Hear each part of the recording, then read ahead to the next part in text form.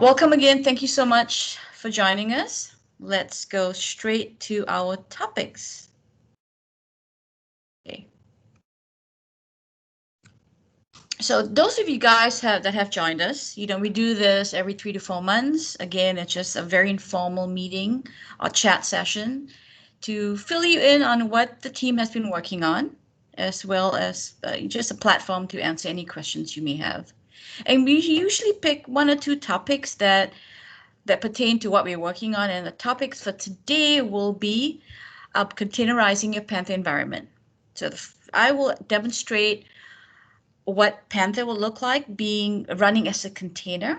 I will show you the Panther web environment as well as a character environment. So we'll bring that up on my Windows machine.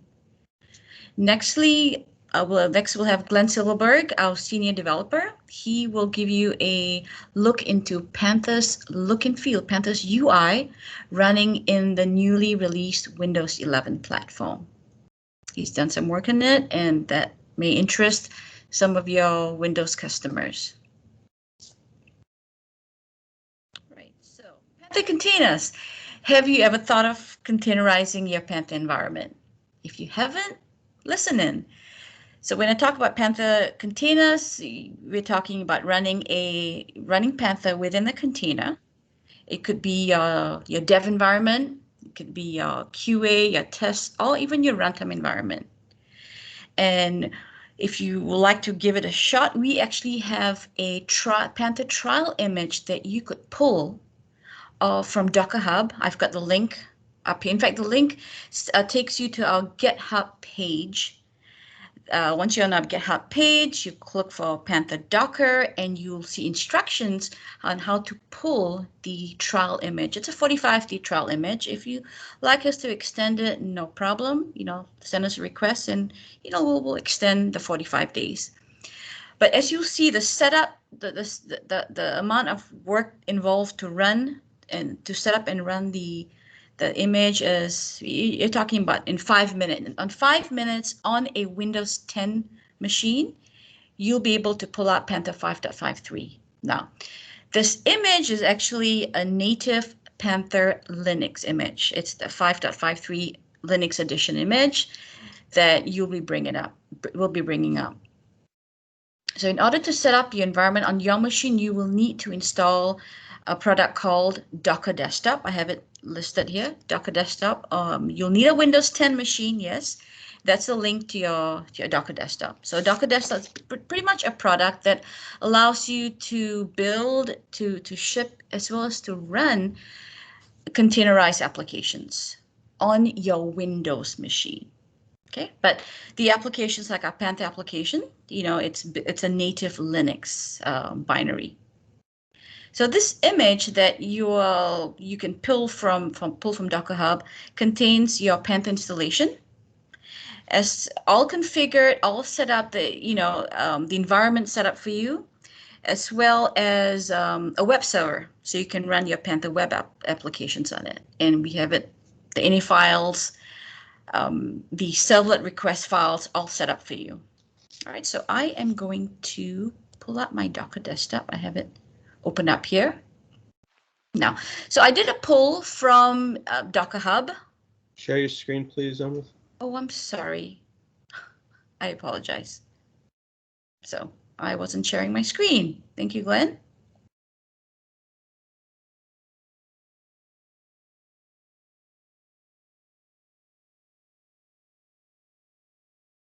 All right, so going back to my screen, let me go back and show you guys. Right, so these are the two topics we'll be discussing today. And this is the link to download Panther Trial, the Panther Trial image from Docker Hub. We have a GitHub page, github.com/prolifixpanther. And this Docker Desktop I talked to you about that allows you to easily run your containerized applications. All you need is to download and install it from docs.docker.com desktop. And of course, you will need a Windows 10 box to run this on.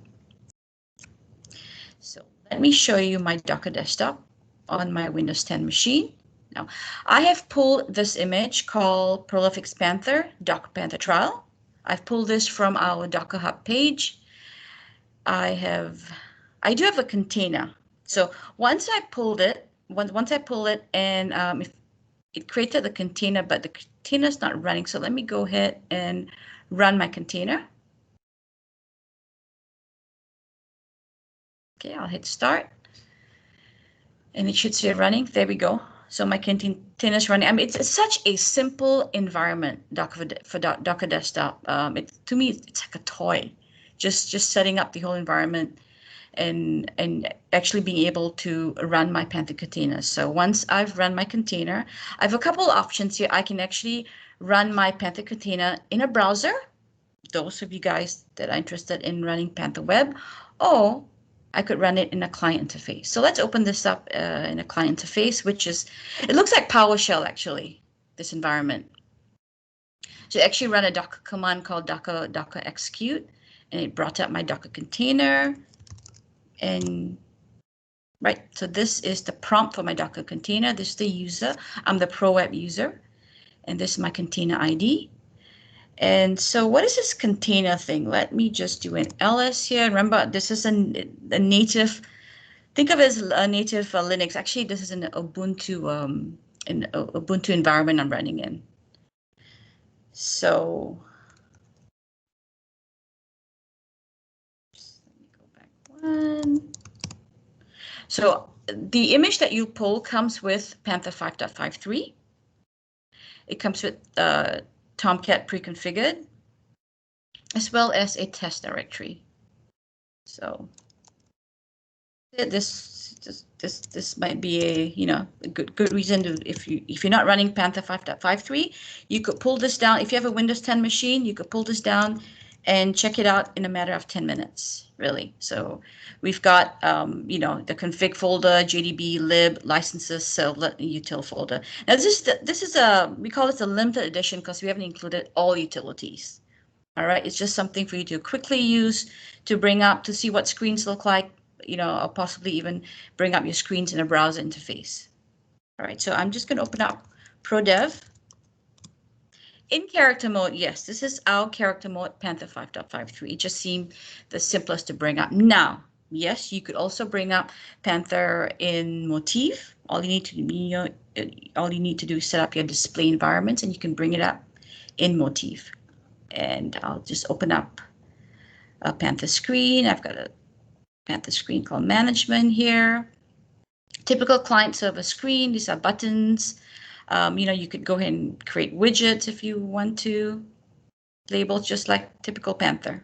All right, so you could, like I said, setting up and running it will take a matter of 5-10 minutes, as long as you've got your Windows 10 machine and you've got your Docker desktop installed. All right, so I'm also let me open this up again, and I'm going to show you another screen called a login screen. Now I've got a character mode screen here called login, typical user password screen here. I'm going to bring up this screen in a web browser. So back to Docker desktop. Remember how simple this is to just bring up, open up the container in the browser. There we go. So remember, your container comes equipped with Tomcat. So I've got my Tomcat desktop here, and the Panther image is actually set up with a Panther servlet, and it points to my Panther library.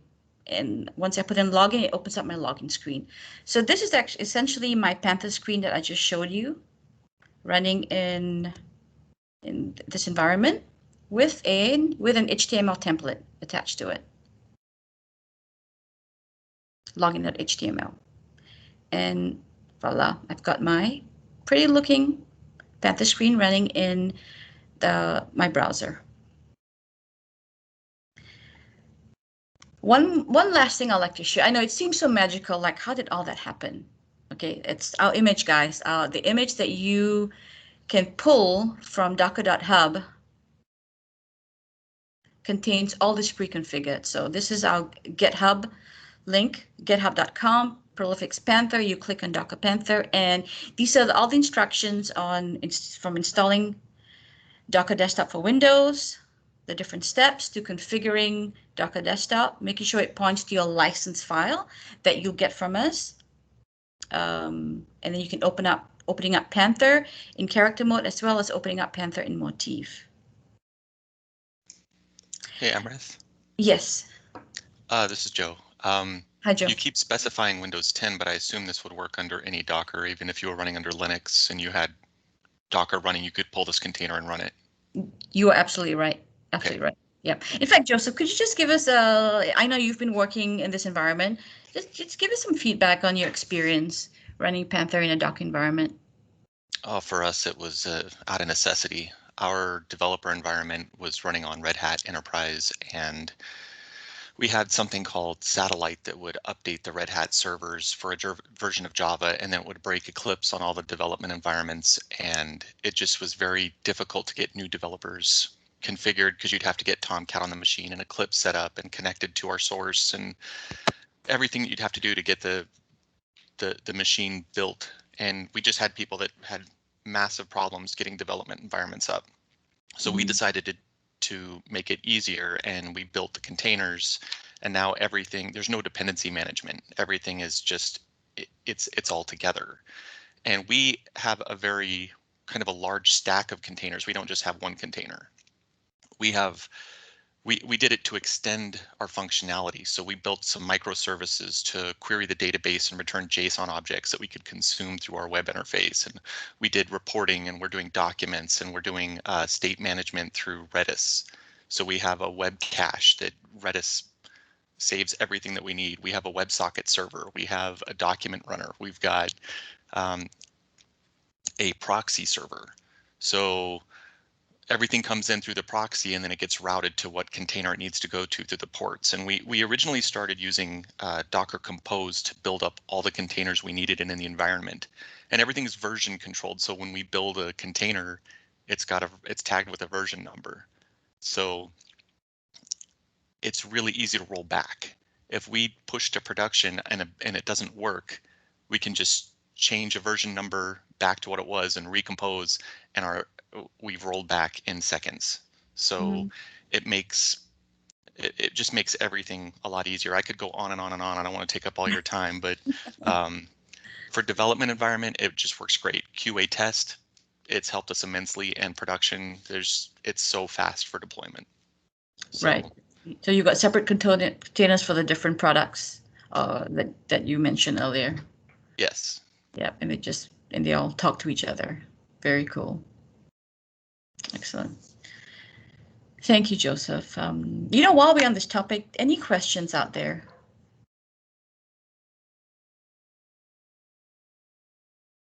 Nope. All right.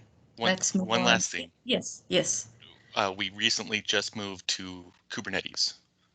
Ooh. So we took our entire stack from Docker Compose, moved it to K8s, and then we lifted it up into Azure AKS, Azure Kubernetes Services. And now our entire build process pushes it up there. And we use AIX and Informix for our database. And Azure just released, it's called SkyTap. It's basically AIX in Azure. So now we moved our database up there, and we're able to do everything up in the cloud, and we're completely off-prem. Wow, impressive. Very impressive. State-of-the-art stuff. It's cool. Yeah, great. Thank you. Thank you so much, Joseph. You have definitely enlightened us. All right, so let's move on to Mr. Glenn Silverberg. Hi, everybody. My name is Glenn. I'm a senior developer for Prolifix. I've been working with the product for almost 32 years, actually. I'm going to share, before I share my desktop, let's just talk a little bit about the topic. So I'm going to show you Panther's user interface in Windows 11. And we had to make a patch for Windows 11 because basically we have a lot of controls, what we call widgets in Panther, are painted by Windows. those controls will paint nicely in Windows 11, Windows 10, Windows 7, but there are a few controls that are custom controls, and push buttons are owner draw controls, so we have to do painting ourselves. And on Windows 11, those three controls, single line text widgets, multi-line text widgets, and push buttons did not paint well. Our painting code was not working well on Windows 11, so I had to make this patch. So you'll see on the single line text widgets and multi-line text widgets that Windows 11 now uses a thick blue focus border, whereas previously it would be a rectangle, a blue rectangle around the whole widget. And you have more subtle borders on the top left and right in Windows 11, whereas in Windows 10 it was a little bit more pronounced.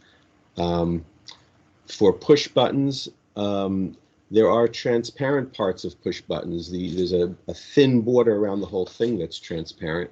And on Windows 11, the push buttons have rounded corners. So the rounded corners give a little bit more area that is fully transparent, where you should see the background of what's under the button on that in those corners and on the edges. And also Windows 11, the default theme, and we use the theme UI to do our painting when you're using a manifest file for Panther 5.53, and you're using the common version 6 of the Windows Common Controls. We use the theme to do the painting. So we can tell Windows to paint this for us, and then we can make some changes to it. And Windows 11 has a slightly transparent way to paint the push buttons. You don't normally notice it, but because it's usually you'll see push buttons on a gray or off-whites or white background, and you can't really tell that it's slightly transparent in that case. But in Panther, we allow you to change background colors, put images on backgrounds and things like that. So let me show you. I'll share my desktop now. All right. So write that down, guys, 39007. Okay. So what you're going to be looking at, here is a Windows 11 laptop, which is in our server room. And I'm connected to it through remote desktop. And you can see it's different. I don't know if you've tried Windows 11 yet. Most likely not, because it's fairly new. But one thing that you'll see that's different is you'll get the start menu more towards the center of the screen. That's one of the changes they've made. You'll also see rounded corners on all of the windows. You'll see rounded corners on push buttons. This is just a simple screen with the three widgets that I mentioned: single line text widget, multi-line text widget, and push button on a white background default. These are all scheme colors on the background and foreground. So when you give it this thing focus, you get this thick blue border on the bottom, and this looks just like an edit control that you'll see anywhere else in Windows 11. The push button, when you mouse over it, it highlights. And similarly, when you go into the multi-line text widget, which in Panther is actually the same control as the single-line text widget, we just paint it differently, and it is a custom control. So we're painting it much like the edit control. It gets the thick blue border. Now, if you don't have our patch, what you'll see is this. So this is without the patch, Panther 5.53. It's not terrible, but you see a thick, you'd get a thick border around the outside edge, a thin focus border. Same here, thin focus border. The reason the cursor duplicated is a different patch, actually. So in the multi-line text widget, some of you already have this patch for the caret cursor, which somehow doesn't erase itself properly. So that's a different patch, but I didn't add that in here. And also, on the push button, when you mouse over it, you don't see anything. It's sort of almost clear and invisible without our patch. No blue highlighting or anything like that. So the next thing I want to show you is going back to the version with the patch. I'll go into the editor. This is ProDev. So you can see ProDev also has all of the new look of everything. You have the single line text widget here on the library table of contents screen. You can see when I mouse over, it highlights the button. You can see radio buttons on this screen on the library table of contents, that they're a little different from what you get in Windows 10. Checkboxes are also a little bit different. You can see when I click on it, that definitely looks different when you click on it. Option menus, not too different. The other thing I would show you is I have a couple of sort of contrived screens here for buttons. You can have all sorts of different background colors on push buttons in Panther, so that complicates things for painting them. This screen has a PixMap wallpaper.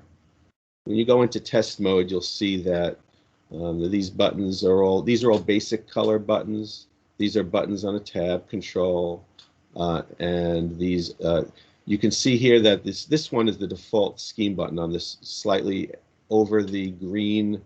This is a green box. It's just a box, and you can see that we're letting Windows paint this because it's a scheme button, and it's slightly transparent. You can see through it, especially when you mouse over it. It's completely see-through.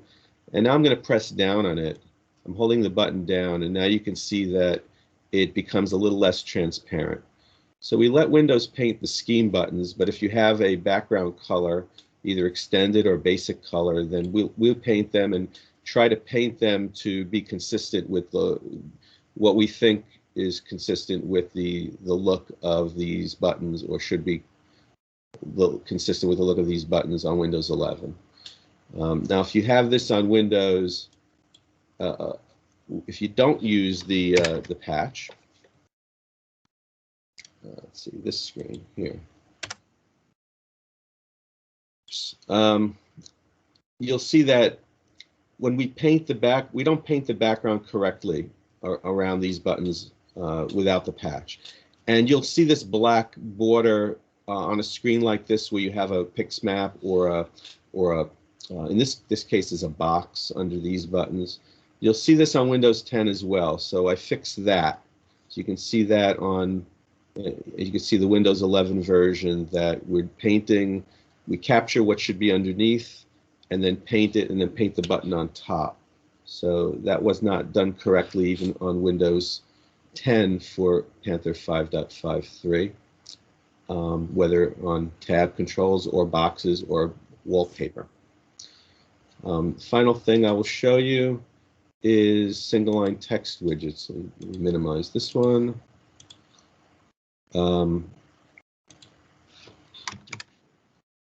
Here's a screen with a bunch of single line text widgets. They're all on just a white background.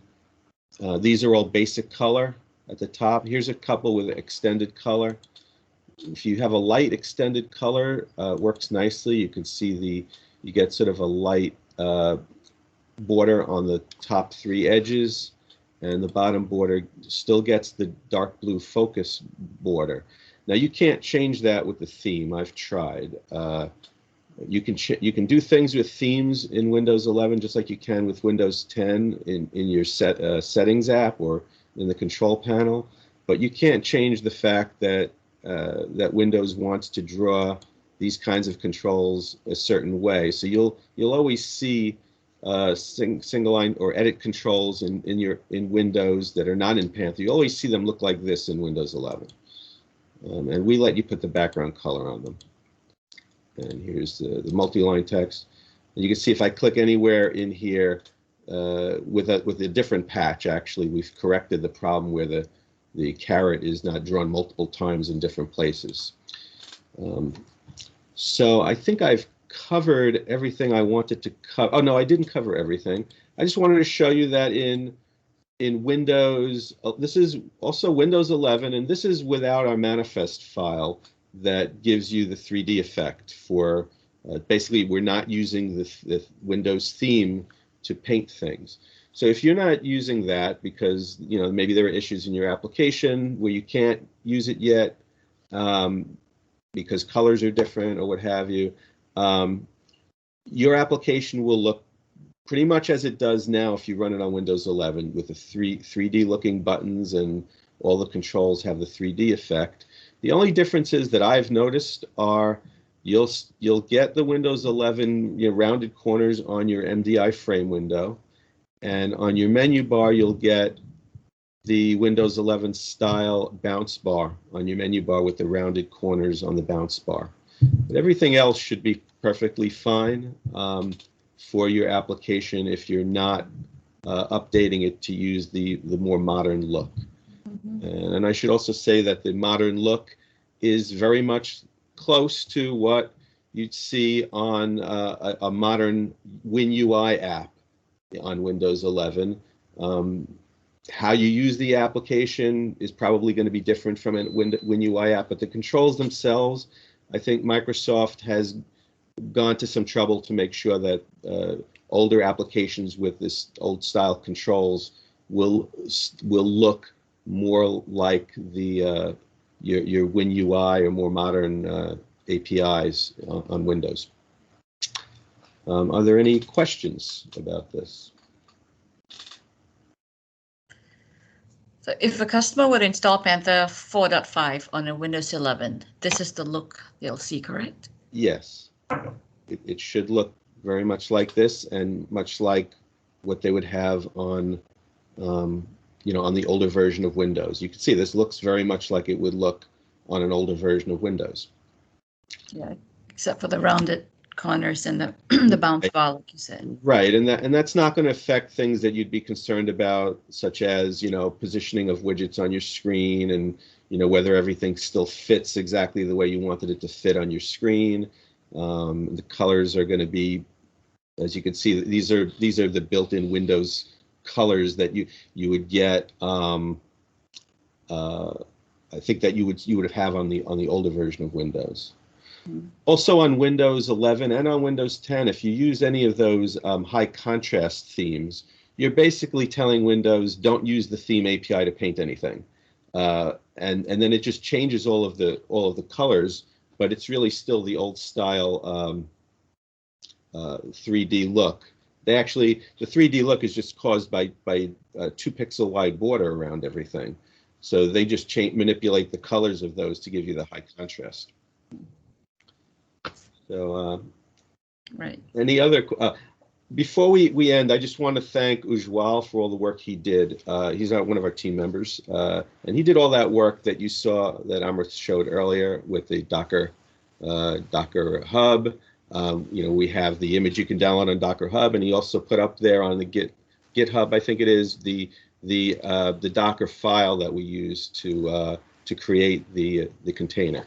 So you can use that perhaps to build your own container as a starting point, and I think that's really good. Right. Thank you, Glenn. Yep, I agree. All right, folks, any questions not related to our two topics? We'll take any questions.